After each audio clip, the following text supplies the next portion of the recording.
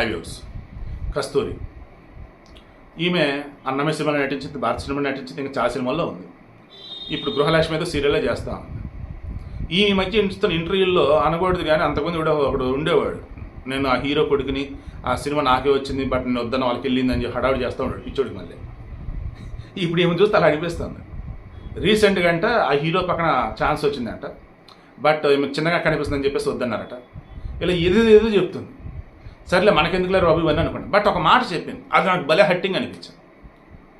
ఆంధ్రవాడి సినిమాలో చిరంజీవిని ఎందుకు పెట్టానంటే తమిళనాడులో, అందులో ఆంధ్రవాడిలో చిరంజీవి ఏంటి గోవిందరాజు, ఆయన పేరు మేస్త్రి, తాపీ మేస్త్రి. మా నాన్నగారు కూడా తాపీ మేస్త్రి. ఓకే, సేమ్ అసలు ఆ సినిమా చూస్తే నాకు మా రియల్ లైఫ్ అన్నట్టు ఫీలింగ్ వచ్చింది. ఆఫ్ కోర్స్ ఆ సినిమాలో తనకి అమ్మ ఉండదు, బట్ మా అమ్మ ఉందిలేండి.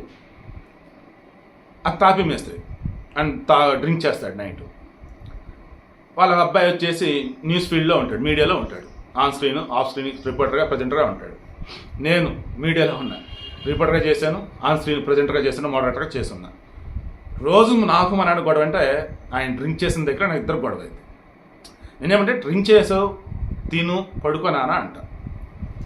ఏ ఒకటి అడుగుతూ ఉంటాడు, ఏ ఒకటి గుర్తు చేస్తూ ఉంటాడు, నా పెళ్ళి అంటే రకరాలు.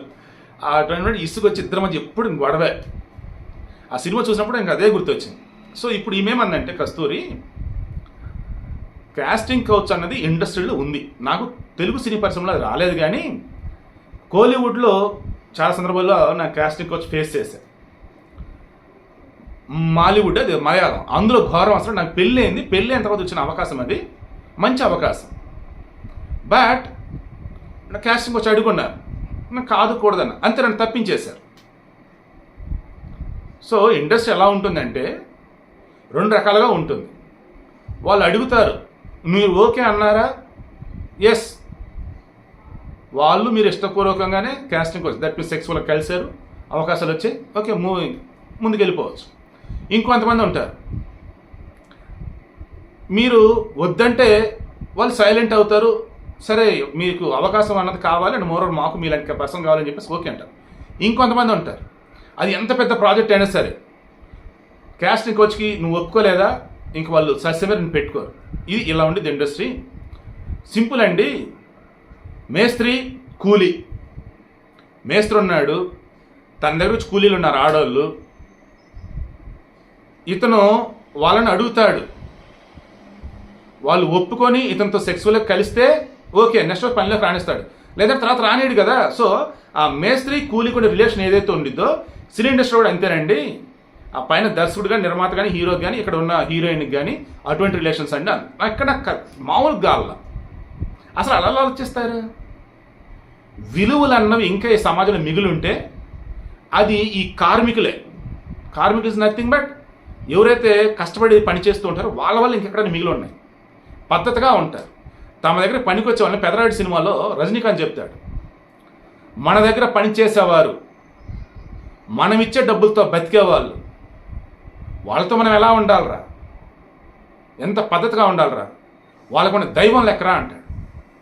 ఇక్కడ కూడా ఎంత, ఒక మేస్త్రి కూడా తన దగ్గరకు వచ్చేవాళ్ళని పని వాళ్ళలో చూడరండి, చాలా గౌరవిస్తారు.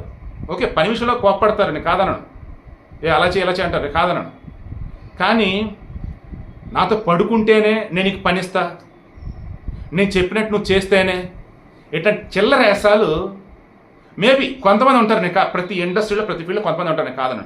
బట్ ఆమె వాడినటువంటి ఎగ్జాంపుల్ ఉంది నాకు అస్సలు నచ్చలేదు. నా కల్లారా నేను చూసా. నేను ఇంటర్మీడియట్ చదివే వయసులో కొంచెం ఫైనాన్షియల్ మేము ఇబ్బంది పడుతున్నప్పుడు ఊరిలో రాజాలాగా బతికాం, బట్ హైదరాబాద్ షిఫ్ట్ అయ్యాం, డబ్బులు లేవు, ఎండాకాలం సమ్మర్, సో ఖాళీగా ఎందుకు ఉండాలి, మనని వద్దన సరే వెళ్ళాను, నేను పనికి వెళ్ళాను. దెన్ అప్పుడు నేను చూసా ఎక్కడ ఏ మేస్త్రి కూడా, నాకు తెలిసి ఎక్కడ ఏ మేస్త్రి కూడా వర్కర్స్తో అసభ్యంగా ప్రవర్తించలేదు నాకు తెలిసి. ఇంకెక్కడన్నా ఒకటి రెండు సార్లు నేను వినున్నా, ఉంటారు అటువంటి ఏదో నా కొడుకులు ఉంటారు ప్రతి చోట్లే అనుకున్నా.